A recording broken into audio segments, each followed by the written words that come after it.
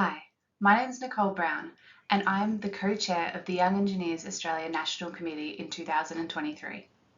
I am also the Australian representative on the Young Engineer Future Leader Committee of the WFEO.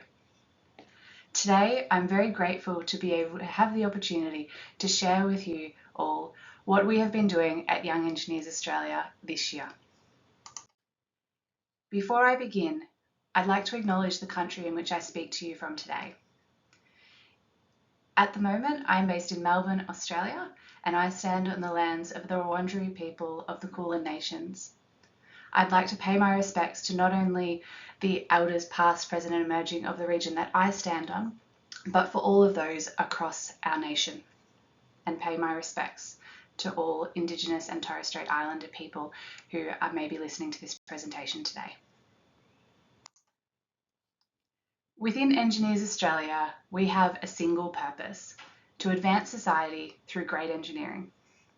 What you can see on the screen at the moment is the current strategy of our organisation. We exist for the Engineers Australia members, the engineering profession, and the wider Australian community.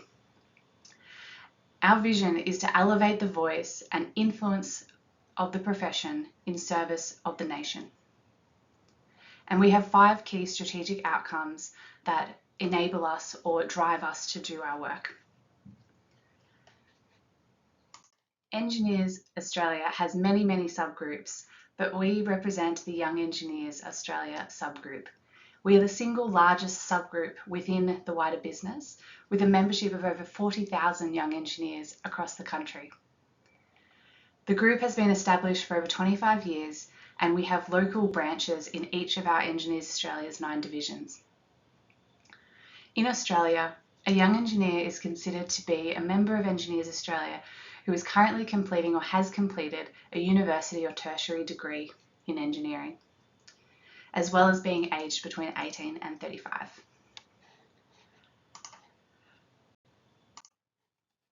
So our purpose at Young Engineers Australia is directly aligned to the wider Engineers Australia purpose, and that is to be the voice and advocate of the value, opportunity, and for the empowerment of young engineers. And everything we do aligns to this purpose. So from a Young Engineers Australia perspective, earlier this year, our National Committee got together to be able to review and analyse what the Engineers Australia strategy was and how it best aligned to what we could do and how we could support Engineers Australia's strategy. What you can see presented is a simplification of what the Engineers Australia strategy is that directly corresponds to what we do at Young Engineers Australia. So you can see that from the 5 strategic outcomes that are presented in the wider strategy, we believe that Young Engineers Australia is more strongly aligned to 3 of them. Firstly, supporting a contemporary and future fit engineering workforce. Secondly, having an effective volunteer network. And thirdly, increasing the recognition and value of engineering to society. From this, and once we'd aligned with which strategic outcomes we could support, we then started to develop an annual plan of actions and projects that we could run to be able to achieve these strategic outcomes, which I'll talk about a little bit later in this presentation. Before I go into the National Committee's activities, I think it's very important to be able to share with you overall what activities we do on a regular basis. So these are our business as usual tasks on a national scale, but also on a local scale. Firstly, the importance, as always, of national professional development presentations.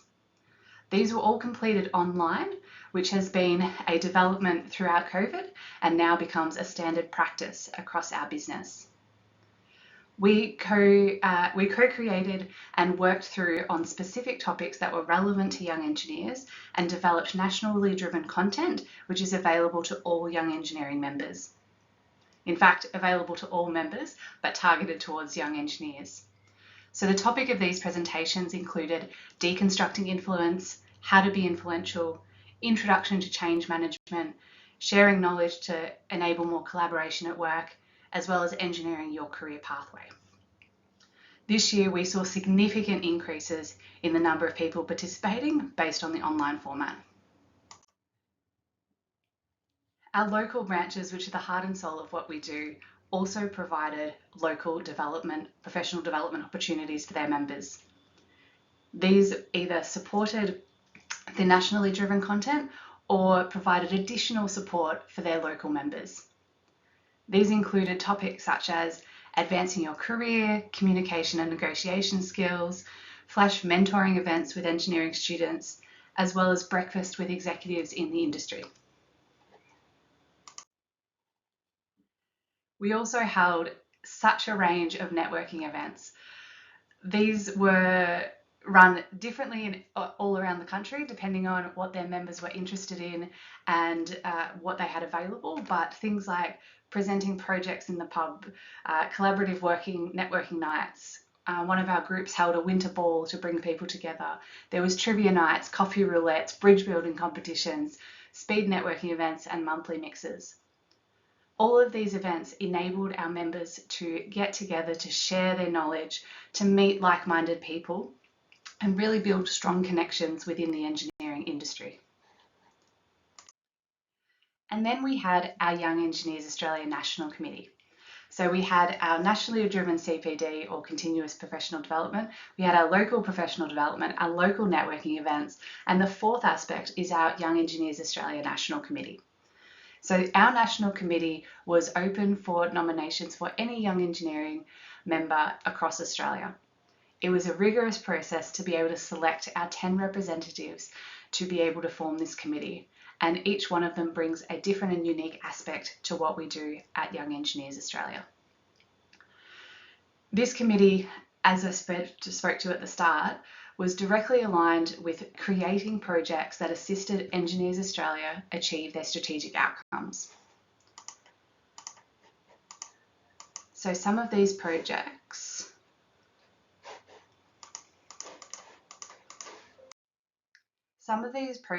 focused around branch support. So branch support, or our local divisional support, was all about how can we as a national committee support our local chapters, local branches, to be the best that they can be. So there was 3 different areas that we worked through. The first was to establish a Teams channel, which all branches had access to be able to efficiently share information and opportunities which came up.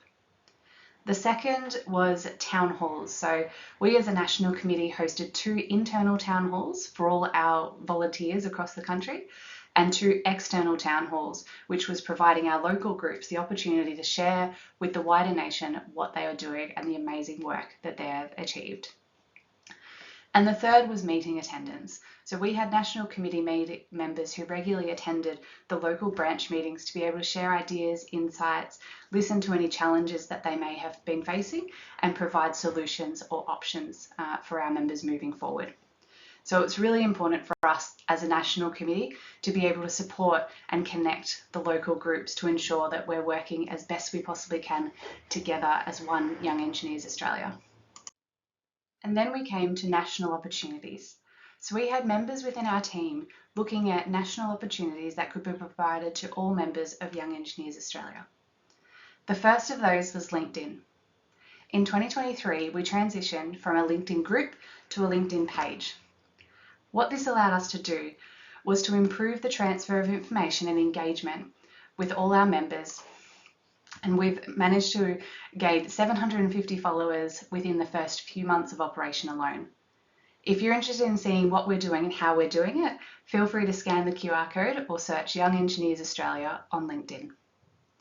The second project that we're working on is Chartered Pathways.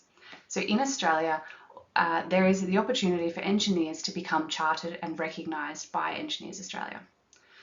However, there is a bit of a gap currently between graduate engineering and chartered engineering. So what we've done as national committee members is look at how can we support that pathway and encourage and provide support for more young engineers to become chartered. The third is our involvement in the international group, of which I'm the Australian representative. We've supported all the Young Engineer Future Leader webinars. We've co-hosted an event with Engineers New Zealand for the COP28 lead-up event, And we've also provided judges for the Young Engineers Future Leaders World Engineering Day Hackathon earlier this year. Finally, we have members in our national team that are dedicated to climate action. We want to ensure that the Young Engineers Australia voice is heard on a national platform, and we have the opportunity to contribute to these important discussions. So that's included members of our committee being on the organising committee for the Climate Smart Engineering Conference, as well as providing support and input for different documents and workshops that Engineers Australia has provided this year. Thank you all for listening and taking the time to listen to the presentation today. What we've been able to achieve at Young Engineers Australia could not have been done without the incredible commitment and support of the Young Engineers committees on the National Committee and on all the local committees. We also wanted to thank Engineers Australia for the continuous support that you've provided us over the year and the support that is to come in the future. I'm so proud to have been the co-chair of the Young Engineers National Committee this year, and I look forward to the group becoming bigger and stronger in the years to come. If anybody does have any questions or would like to learn more about what we do at Young Engineers Australia, feel free to reach out to me directly on LinkedIn or through the social media channels. Thank you again for your time, and I hope you enjoy the rest of your conference.